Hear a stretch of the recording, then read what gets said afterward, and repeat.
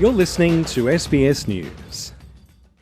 The easing of international travel restrictions is on the horizon, and with it, according to Home Affairs Minister Karen Andrews, increasing risks of a domestic terrorist attack. There will be people who have been trained and fighting overseas that will look to come to Australia. So we're very conscious of that. We monitor our borders, as you would expect, very closely.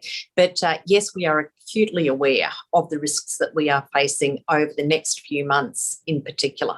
The federal government says it's alarmed by an SBS report revealing efforts by far-right extremists in Australia to acquire high-powered guns and discuss tactics with overseas terrorist groups. Well, the extent was certainly concerning to me, and I have had discussions with my agencies based on that reporting. We're obviously aware of firearms that are imported into Australia, so Border Force is certainly doing a lot of work to detect what is coming across our borders, similarly with explosives as well. Labor's Shadow Home Affairs Minister Christina Keneally says the government's $69 million funding for countering extremism over the last decade is not enough. What we have here is a national security threat, a terrorist threat.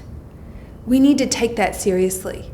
We do not need to wait for a Christchurch-like terrorist attack to occur in Australia to understand the danger that we face.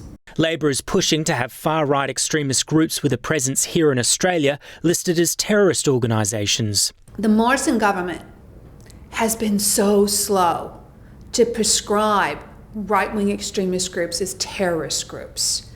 There are groups prescribed in Canada and the UK that have chapters here, and yet they haven't been prescribed here. Christina Keneally says the change needs to happen as a matter of urgency. Alarming reports about the rise of right-wing extremism in Australia, amassing weapons, connecting with groups overseas, spreading disinformation. This is a national security risk. It's a terrorist risk.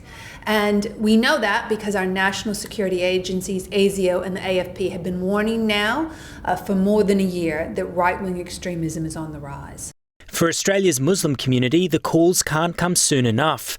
Adele Salman is the president of the Islamic Council of Victoria. We need the resources to tackle this issue, but it's more about narrative. It's more about the way we describe the problem, and it's more about political will and intent. And I think those things have been lacking, seriously lacking. The Home Affairs Minister says after recent reporting, she's now considering expanding the terrorism listings here in Australia. I'm very open to making sure that we are listing organisations as terrorist organisations, so I won't hold back on that. If there are reason to list, then I will actively go out there and do that. So the takeaway is clearly that we aren't immune here in Australia, that there has been an increase in ideologically motivated violent extremism groups and their activities here in Australia, and we cannot and will not be complacent. With greater freedom of movement expecting to add to Australia's terrorism risks. Henry Zwartz, SBS News.